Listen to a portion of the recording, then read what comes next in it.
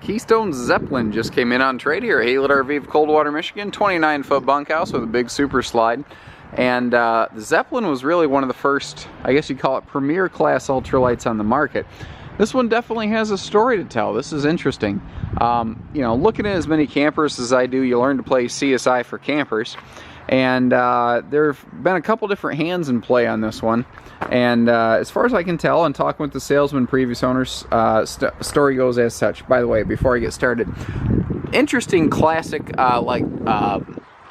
tote style storage drawers in here. Something Keystone used to do quite a bit is actually build their basement up taller. So this has just a ginormous basement in it. Now all that aluminum structure you see, you're going to find that under everything. It's under the bed, it's under the dinette, it's everywhere. Front nose cap as well. Once again, premier type level features on something before that was common. So we've seen a couple different owners on this camper. I don't know if it's the first owner or second owner, who it was. Someone just neglected it a little bit, unfortunately. After that, you know, well, I mean, you can see they neglected it because there were some things that needed resealed. There's some decals that have peeled and faded and whatnot. It's just cosmetics though, but it's there. At some point, I don't know if it was the second owner, third owner, whoever it was that traded it in, they got their hands on this thing and they really took care of it. They bought a full camping cover that is, the full RV cover is included with it. Little outside storage pocket on the back side of the slide out, by the way. Every ounce of utility space is great. What's neat is this is long enough, you might actually be able to maybe use that for like fishing poles or something. So most recent owners, they actually took care of it. They installed these Max Air vent covers above the bathroom, the bunkhouse, and the front bed. They've put a full cover on it. They started keeping it clean. They also spent some money repairing a couple things that needed repaired. More on that when we get inside. It's been well kept. There's a little 1-inch receiver hitch on the back here, which is perfect for like bike racks and whatnot.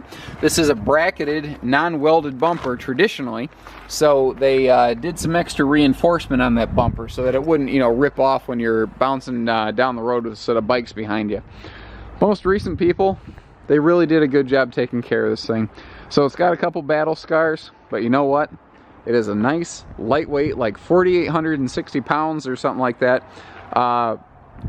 Bunkhouse camper here, perfect for like a family who's never had an RV, or like you're tired of a pop-up, or you just want to get a slide. This is perfect for things like that. Now, just like we have a big front storage, we have a big one back here, and again, it's so large they were able to shove the entire RV cover in here as well. Pretty impressive, actually.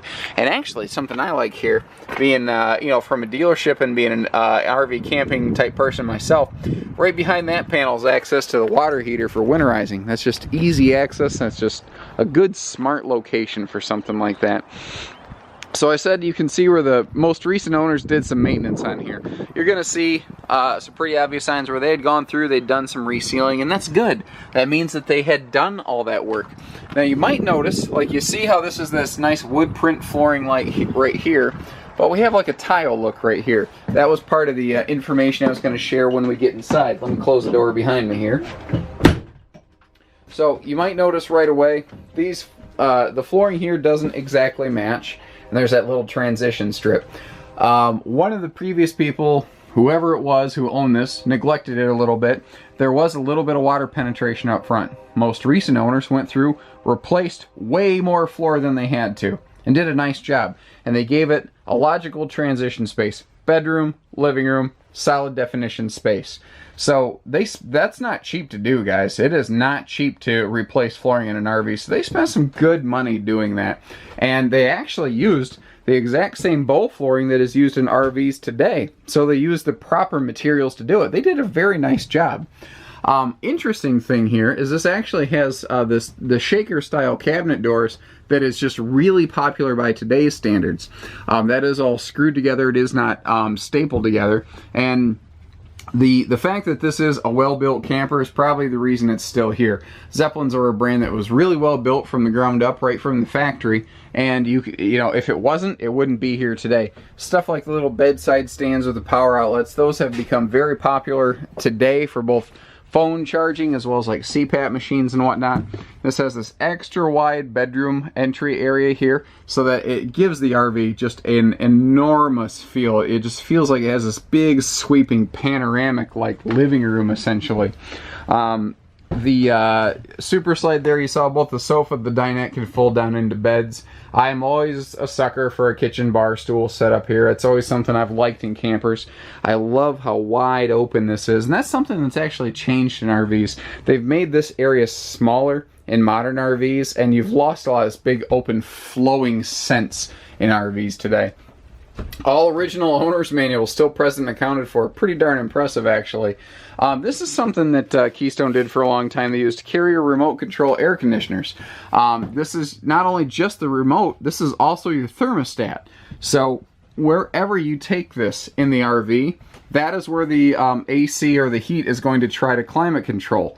So, you know, if you're sitting right under the air conditioner, it's not going to run as hard, you're not going to freeze. But if you have this thing with you up front in the bedroom, it'll try to keep the bedroom cooler at night. It's kind of a nice, you know, all-around feature that way. And of course, you can just leave it against the wall like a normal thermostat. I do like that. I mean, most recent owners were very detail-oriented. They not only left the nice TV bracket here mounted on the wall, and it is a pretty sharp one, but they even left the original hardware with it, so that if you decide to throw a flat screen on here, you're not going to have to go to Home Depot and try to figure out what in the world screws and bolts go in this thing.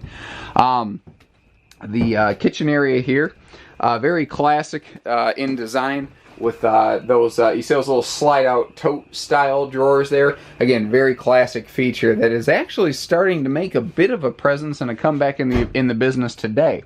So the space in the storage under the bunk, you can get it to from inside or outside.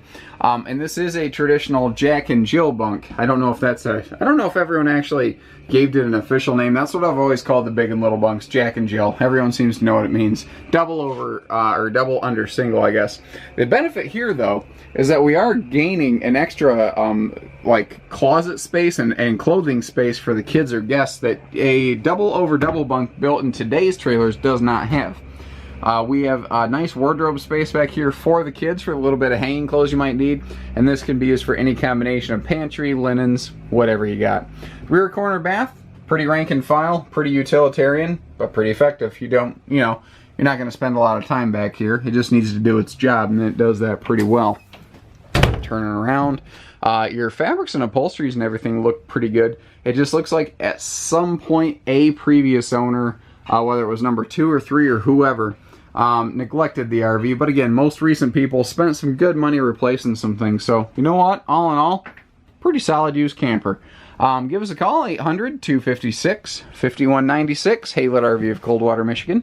Take care, stay safe, happy camping, everybody.